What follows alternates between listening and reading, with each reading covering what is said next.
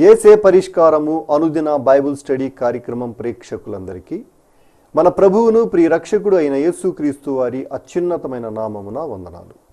ప్రభువునందు ప్రియా దేవుని బిడ్డలారా, నేటి దినము డాక్టర్ కారుపాటి శ్యామ్సాగర్ గారి ద్వారా బైబిల్ స్టడీలోని వాక్య ధ్యానమును యోబు గ్రంథము నుండి ధ్యానం చేసుకుందాం.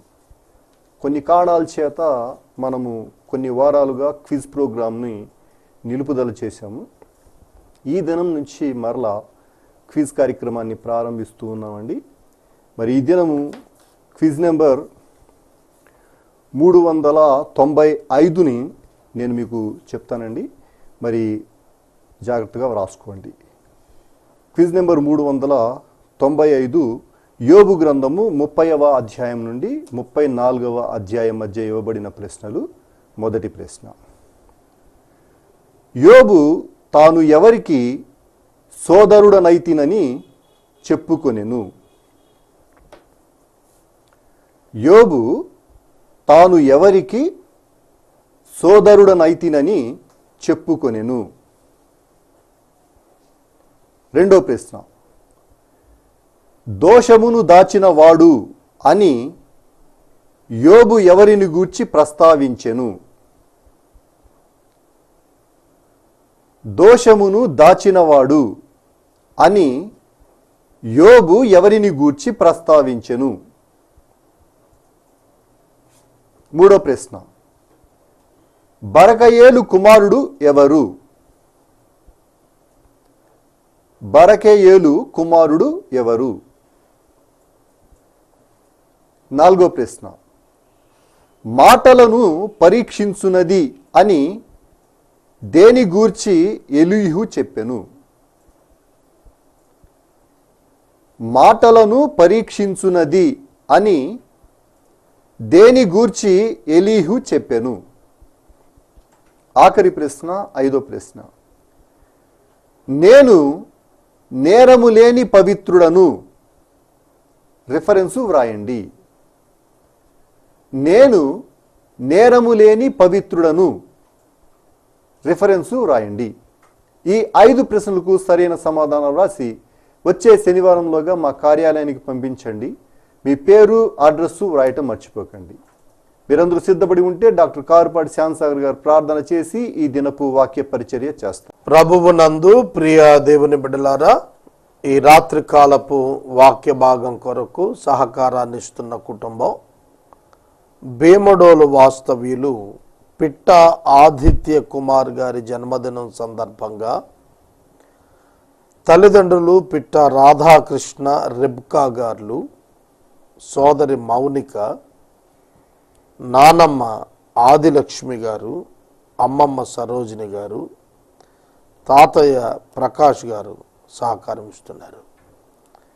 పిట్ట ఆదిత్య కుమార్ గారిని ప్రభువు దీవించినట్లు ప్రార్థిద్దాం. రాధాకృష్ణ గారికి, రెబకా గారికి ప్రత్యేక కృతజ్ఞతలు. ప్రార్థన చేసుకుందాం. మమ్మల్ని మిక్కిలుగా ప్రేమిస్తున్న మా తండ్రి, మీకు వందనాలు, స్తోత్రాలు. ఈ రాత్రి మీ వాక్యము మాకు అనుగ్రహించుమని ప్రార్థిస్తున్నాము. రాధాకృష్ణ గారు, రెబ్కా గారి కొరకు కృతజ్ఞతలు. ఆదిత్య కుమార్ గారికి మీరిచ్చిన నూతన జన్మదినమును దయాకిరీటాన్ని బట్టి స్తోత్రాలు. మీ దాసుని దీవించండి. నూతన సంవత్సరంలో ఆశీర్వదించి అభివృద్ధినివ్వండి. నేటి వాక్య ధ్యానం మాకు దీవెనకరంగా ప్రసాదించండి. రక్షకుడైన యేసు ప్రభు పేరిట ప్రార్థిస్తున్నాము తండ్రి, ఆమెన్. ప్రభువునందు ప్రియ దేవుని బిడ్డలారా, దయచేసి మీ పరిశుద్ధ బైబిల్ గ్రంథాన్ని తెరవండి. యోబు గ్రంథము 36వ అధ్యాయము 21వ వచనము నుండి వాక్యాన్ని గమనించండి. యోబు యొక్క స్నేహితులతో కూడా యోబును పరామర్శించుటకు వచ్చిన ఎలీహు యోబు యొక్క వాదమును వినిన తరువాత పలికిన సంభాషణలో రెండవ సంభాషణలో మాటలు. ఎలీహు మాటలు గంభీరమైన సత్యాలను తెలియచేశాయి. గత కొద్ది దినాలుగా ఇవే మనం ధ్యానం చేస్తున్నాం. చూడండి, యోబు గ్రంథము 36వ అధ్యాయం 21వ వచనం. జాగ్రత్త పడుము, చెడుతనము చేయకుండుము, దుఃఖానుభవము కన్నా అది మంచిదని నీవు వాని కోరుకుని ఉన్నావు. జాగ్రత్త పడుము, చెడుతనము చేయకుండుము. చెడుతనము చేయకుండుటకు జాగ్రత్త పడుము. ఒక వ్యక్తి చెడుతనము ఎందుకు చేస్తాడు? ఇది ప్రశ్న. ఈ జవాబు ప్రతి ఒక్క వ్యక్తికి తెలియాలి. చూడండి,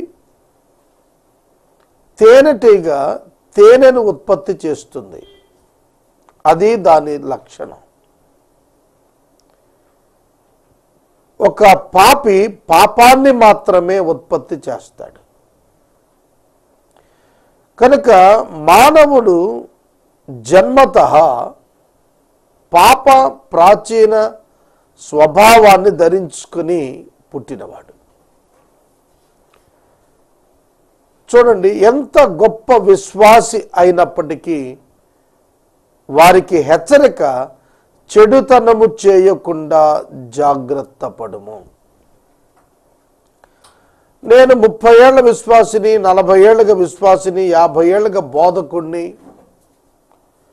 అని చెప్పుకున్నంత మాత్రాన చెడుతనము చేయకుండా ఉండగలిగే అవకాశం లేదు. మనము శరీరమును విడిచే పర్యంతము, భూమి మీద నుండి మనం వెడలిపోయే అంతటి పర్యంతము ప్రతి విశ్వాసి పాపము చేసే అవకాశము ఉన్నది. చాలామంది అనుకుంటారు విశ్వాసి పాపం చేయడు అని. విశ్వాసి పాపం చేయడు అనే పదం బైబిల్ కూడా చెప్పింది. దాని అర్థం ఏమిటి? రక్షించబడిన వాడు పాపం చేయడు అన్నప్పుడు అతని యందలి దేవుడు ఏర్పరిచిన నూతన స్వభావం పాపము చేయదు అని అర్థం. విశ్వాసి పాపం చేస్తున్నాడు అని అంటే అర్థం ఏమిటి? అతని యందు నివసిస్తున్న ప్రాచీన పాపపు స్వభావం శరీరమును ఆధారం చేసుకుని లోబరుచుకొని చేస్తున్న క్రియ. కనుక దానికి విశ్వాసి బాధ్యుడా కాదా?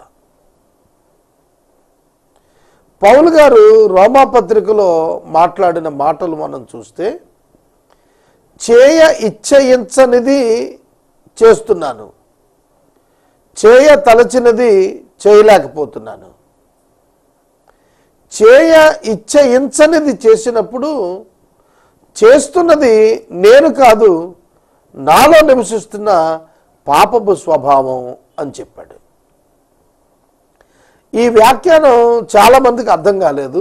క్రైస్తవుల్లో కూడా చాలామందికి తెలియదు. ఈ వ్యాఖ్యానం అర్థం ఏమిటి? As a believer, as a saved soul, I cannot sin, నేను పాపం చేయను. As a human being on earth, human being in flesh, శరీరములో ఉన్న మనిషిగా పాపం నా యందు సంభవిస్తోంది. అర్థమవుతుందా? శరీరములో ఉన్నాం కనుక పాపం చేయటానికి శరీర ఇచ్చ మనలను లోబరుచుకుంటుంది. కాబట్టి ఎంతటి విశ్వాసి అయినా పాపం చేయటానికి అవకాశం ఉంది. శోధించబడే అవకాశం విశ్వాసి విషయంలో శరీరంలో ఉన్న కారణంగానే. ఈ గుడారంలో మూలుగుతున్నాం మనం. భౌతిక మరణం వచ్చే వరకు ఈ గుడారంలో ఉండి తీరాల్సిందే. మనం రక్షించబడ్డాం, మన ఆత్మ యందు నూతన స్వభావం అనుగ్రహించబడింది. పరిశుద్ధాత్ముడు మన యందు నూతన స్వభావాన్ని నివాసం ఉంటున్నాడు కనుక నూతన పురుషుడు ఉన్నాడే, ఆ నూతన పురుషుడు పాపం చేయడు. ప్రాచీన పాప స్వభావాన్ని ధరించుకున్న శరీరం ఉన్నదే, అది పాపానికి ప్రోత్సహిస్తుంది. కనుక మానవుడు శరీరంలో ఉన్నంతకాలం పాపం చేసే ప్రమాదం ఉంది కనుక ఎలీహు హెచ్చరిక చేస్తున్నాడు, యోబు నీవు చెడుతనము చేయకుండానట్లుగా జాగ్రత్త పడుము. జాగ్రత్త పడి చెడుతనం చెయ్యొద్దయ్యా.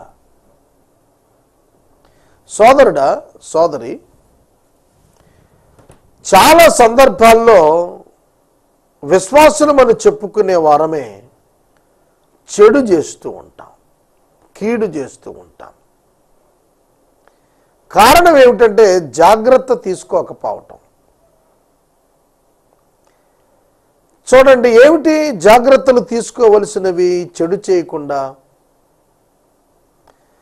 చాలా దేవుడు స్పష్టంగా బైబిల్ గ్రంథంలో వ్రాయించాడు.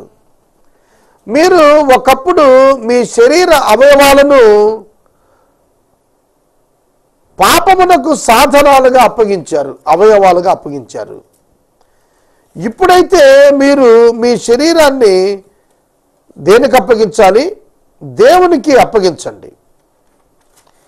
మీ శరీరమును దేవునికి అప్పగించండి, అప్పుడు మీరు పాపం చేయకుండా ఉంటారు అని అన్నాడు. నీతికి సాధనాలుగా, దుర్నీతికి సాధనాలుగా ఒకప్పుడు మీరు అప్పగించిన మీ శరీరాన్ని నీతికి సాధనాలుగా మిమ్మల్ని మీరు అప్పగించుకోండి అన్నాడు. నీతికి సాధనాలుగా ఎప్పుడైతే మన శరీరాన్ని మనం అప్పగించుకుంటామో అప్పుడు మన జీవితంలో పాపం చేయకుండా, చెడు చేయకుండా మనల్ని మనం కాపాడుకోగలుగుతాం. ఈ రాత్రి నేను మనవి చేస్తున్నాను, మనం పాపానికి అమ్మబడిన వారమే. ఆదామును బట్టి మన యందు ప్రాచీన పాప స్వభావం శరీరంలో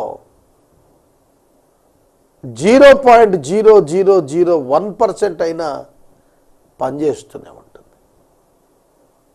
పాలల్లో ఒక్క చుక్క మజ్జిగ పడితే ఏ విధంగా అది పెరుగుగా మారిపోతుందో అలాగన ఎక్కడో ఒక మైన్యూట్ పాయింట్లోనైనా ఫిజికల్ బాడీ పనిచేస్తుంది. కాబట్టి ప్రతివాడు పాపం చేసేవాడే. అయితే పాపము ధర్మశాస్త్రము లేనప్పుడు ఆరోపించబడదు అని వాక్యం చెబుతుంది. విశ్వాసి ధర్మశాస్త్ర పరిధిలోనికి రాడు. విశ్వాసము వలన కృపచేత రక్షించబడ్డాడు. కారణం యేసుక్రీస్తు ధర్మశాస్త్రాన్ని నెరవేర్చి తొలగించాడు. ధర్మశాస్త్రం వలన కలిగే తీర్పు విశ్వాసికి రాదు. ఎందుకంటే విశ్వాసం ద్వారా కృపచేత ధర్మశాస్త్రం వల్ల రావలసిన శిక్షను యేసు భరించుట చేత విశ్వాసి రక్షించబడుతున్నాడు. మళ్ళా చెబుతాను, ధర్మశాస్త్రం ప్రకారం మనకు శిక్ష రావాలి, మరణం రావాలి. పాపాన్ని ఆరోపించేది ధర్మశాస్త్రమే. కనుక ధర్మశాస్త్రాన్ని క్రీస్తు నెరవేర్చి తొలగించటం ద్వారా పాపము ఆరోపించబడే స్థితే లేకుండా చేశాడు విశ్వాసి విషయంలో. కనుక క్రీస్తు యొక్క రక్తం వెల సంపూర్ణంగా చెల్లించినందున యేసుక్రీస్తునందు ఉన్నటువంటి వానికి ఏ శిక్షా విధి లేకుండా దేవుడే శిక్షను కొట్టేశాడు. క్రీస్తు ఆ శిక్షను భరించినందున విశ్వాసికి శిక్ష లేకుండా పోయింది. ఇదే సువార్త. యేసునందు విశ్వాసం ఉంచిన వానికి ఏ శిక్ష విధి ఉండదు. ఎందుకంటే ధర్మశాస్త్రం చొప్పున మానవులకు పడాల్సిన శిక్ష దేవుడు క్రీస్తు యేసునందు నెరవేర్చాడు. కాబట్టి మనం రక్షించబడ్డాం. పౌలు భక్తుడు అదే చెబుతాడు. రోమాపత్రిక 7వ అధ్యాయం చివరి వచనంలోను 8వ అధ్యాయం మొదటి వచనాల్లోనూ మనం గమనించినప్పుడు పాపము యొక్క నియమాన్ని గురించి అద్భుతంగా మాట్లాడతాడు. చదువుతాను చూడండి. అంతరంగ పురుషుని బట్టి ధర్మశాస్త్రమునందు నేను ఆనందిస్తున్నాను గాని వేరొక నియమము నా అవయవములలో ఉన్నట్లు నాకు కనబడుతున్నది. అది నా మనస్సునందున్న ధర్మశాస్త్రంతో పోరాడుతూ నా అవయవములలో ఉన్న పాప నియమమునకు నన్ను చెరబట్టి లోబరుచుకుంటాంది. నేత్రాశ చేత పాపాన్ని జుర్రుకోవాలనుకుంటుంది. అర్థమవుతుందా? కనుక శరీర అవయవాలలో ఉన్నటువంటి ఒక నియమం, పాప ప్రాచీన స్వభావం నన్ను అలా చేస్తోందంట. అయ్యో, నేనెంత దౌర్భాగ్యుడను! మరణమునకు లోనగు ఇట్టి శరీరము నుండి నన్ను ఎవడు విడిపించును? వాస్తవమే. శరీరాన్ని బట్టి చూస్తే మనం మరణానికి లోనవ్వలసిన వారమే. అయినను మన ప్రభువైన క్రీస్తు ద్వారా దేవునికి కృతజ్ఞతాస్తుతులు చెల్లిస్తున్నాను. మనసు విషయమున నేను దైవ నియమమునకును శరీర విషయములో పాప నియమమునకును దాసుడనై ఉన్నాను. శరీరమునకు ఒక నియమం ఉంది, అది పాపానికి దాసుని చేసింది. ఆదాము నుండి వచ్చిన స్వభావం. దైవ నియమము ఉన్నది, అది క్రీస్తు నుండి కలిగినది, పరిశుద్ధాత్మను వలన కలిగినది, అది మరణము నుండి తప్పించినటువంటిది. కాబట్టి ఇప్పుడు క్రీస్తు యేసునందున్న వారికి ఏ శిక్ష విధియు లేదు. క్రీస్తు యేసునందు జీవమునిచ్చు ఆత్మ యొక్క నియమం పాప మరణముల నియమము నుండి నన్ను విడిపించెను. పాపము మరణము నుండి విశ్వాసము ద్వారా దేవుడు నాయందు ఏర్పరిచినటువంటి నూతన స్వభావములో కలిగిన నియమం నన్ను విడిపించింది.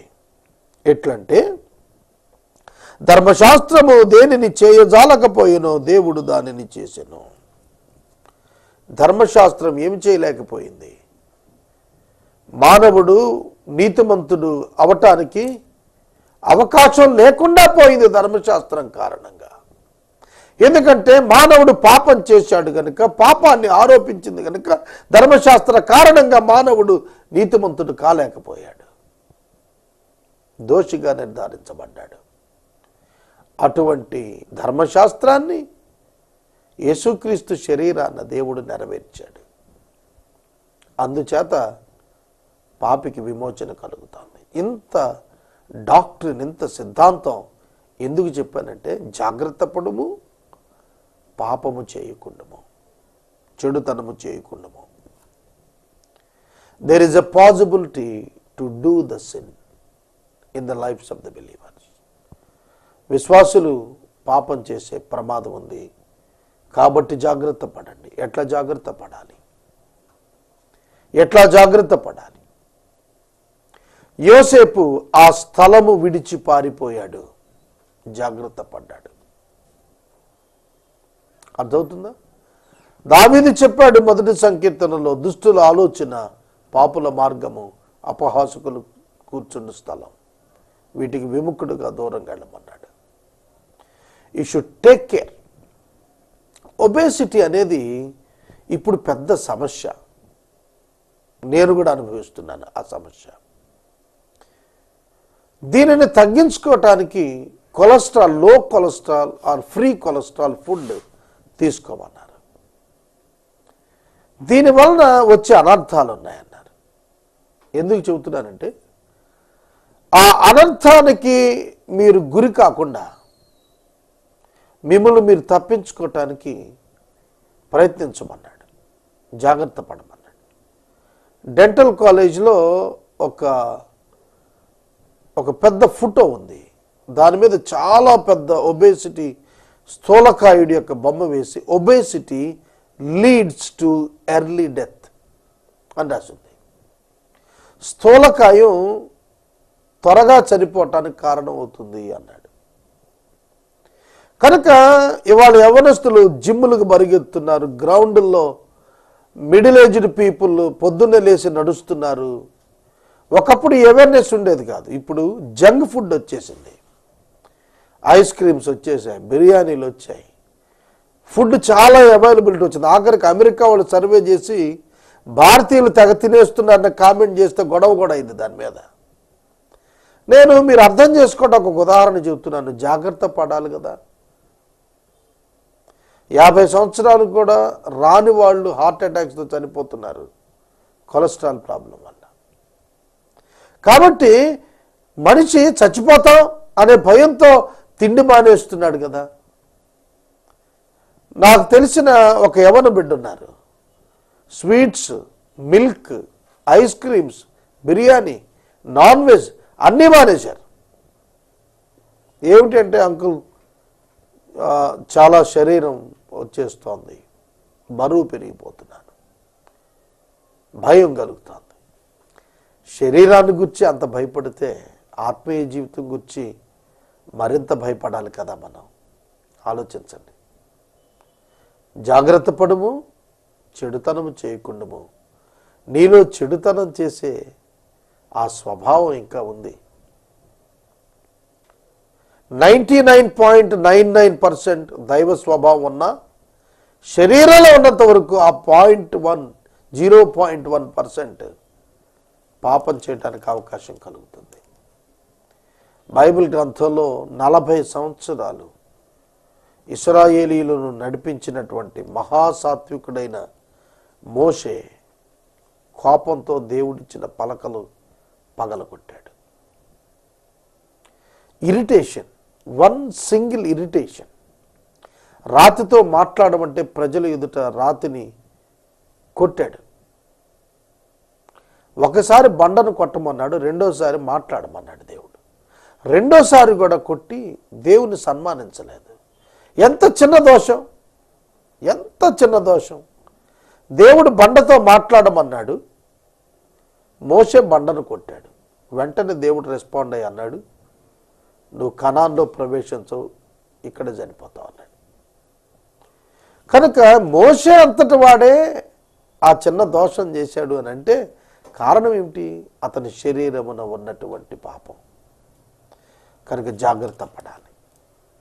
You should take care of your spiritual life.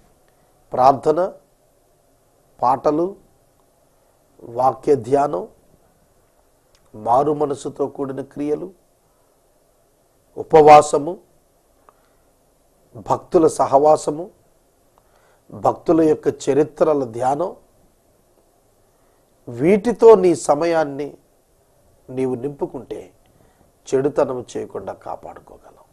ప్రార్థన చేసుకుందాం. ఈ రాత్రికాలపు ఎపిసోడ్కు సహకారులు భీమడోలు వాస్తవ్యులు పిట్ట ఆదిత్య కుమార్ గారి జన్మదినం సందర్భంగా వీరి తల్లిదండ్రులు పిట్ట రాధాకృష్ణ గారు, రెబక గారు, కుటుంబ సభ్యులు మౌనిక, ఆదిలక్ష్మి, సరోజిని, ప్రకాష్ గారు సహకరిస్తున్నారు. మనము ఇంతవరకు డాక్టర్ కారుపాటి శ్యామ్ సాగర్ గారి ద్వారా బైబిల్ స్టడీలోని వాక్య ధ్యానమును యోబు గ్రంథము నుండి ధ్యానం చేసుకుందాం. ఈ కార్యక్రమం ద్వారా మీరు పొందుకొనుచున్న ఆత్మీయ మేలులు ఒక ఉత్తరం ద్వారా మాకు తెలియచేయండి. మీ ప్రార్థనా మనవులు మాకు తెలియచేస్తే ఏసే పరిష్కారం కార్యాలయంలో ఏర్పాటు చేసిన ప్రార్థనా శిబిరంలో మీ కొరకు ప్రార్థిస్తాం. మీ కుటుంబ పక్షముగా ఒక ఎపిసోడ్ ప్రసారం చేయాలనుకున్న మాకు తెలియచేస్తే మా సిబ్బంది మీ గృహాలను దర్శిస్తారు. క్విజ్ నెంబర్ 395లోని ప్రశ్నను మరా చదువుతున్నానండి, తొందరగా వ్రాసుకోవడానికి ప్రయత్నం చేయండి. ఈ క్విజ్ నెంబర్ 395 యోబు గ్రంథము 30వ అధ్యాయం నుండి 34వ అధ్యాయం మధ్య ఇవ్వబడిన ప్రశ్నలు. మొదటి ప్రశ్న, యోబు తాను ఎవరికి సోదరుడనైతినని చెప్పుకొనెను?